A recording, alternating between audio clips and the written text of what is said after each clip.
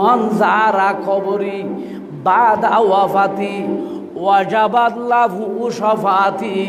মুমিনুন আল্লাহর প্রিয় মাহবুব হাদিসে পাকের ভিতর এলান দিতেছেন যে নবীর ইন্তেকালের পরে যে রাসূলুর রওজা পাক জিয়ারত করিব, যে রওজা পাক যে সালাতু সালাম দিব, আয় রাসূলে খালি কিয়ামতের ময়দানত আয় রাসূলুল্লাহ ওয়াজিব দে ইতাল্লাহ শাফাত করন। বড় করে হন সুবহানাল্লাহ।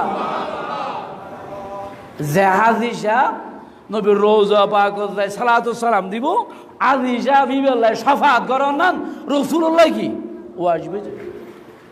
এই হাদিস দারকুতুনি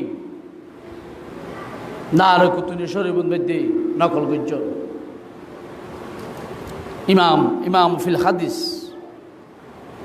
ইবেন নাম আছিল যে আলী ইবনে আমর ইবনে আহমদ ইবনে মাহাদি ইবনে মাসউদ ইবনে নুমার ইবনে দিনার ইবনে আব্দুল্লাহ।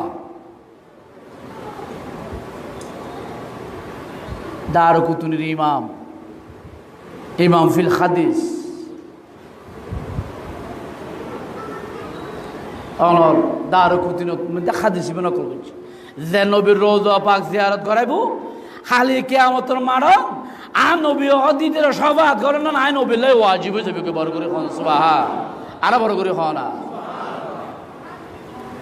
কিয়া হইতে ইমাম বাইহাকি রহমতুল্লাহ আলাই বাইহাকি শরীফ তো হাদিস নকল করছি। হাদিস ইবে আবার শিফাউস সিকাম ফি জিয়ারত খায়রিল আনাম আল্লামা তকিউদ্দিন সুবকি রহমতুল্লাহ আলাই জিবে সপ্তম হিজরির মুজাদ্দিদ আছেন। হিজরির সপ্তম, যিনি সপ্তম হিজরির মুজাদ্দিদ ছিলেন ইমাম তকিউদ্দিন সুবকি রহমতুল্লাহ আলাই শিফাউস সিকাম ফি জিয়ারত খায়রিল আনাম কি কিতাবের নাম।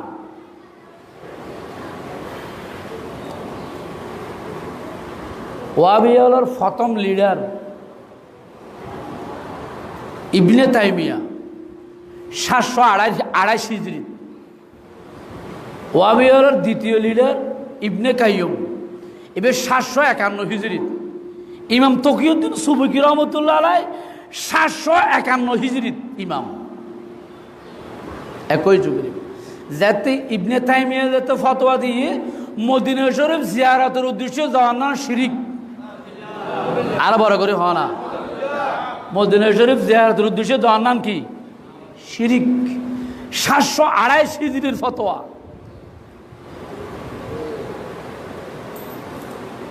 ইবনে কাইয়ুম 751 হিজরি যায় ইয়ানোর প্রসার আর প্রসার করেন।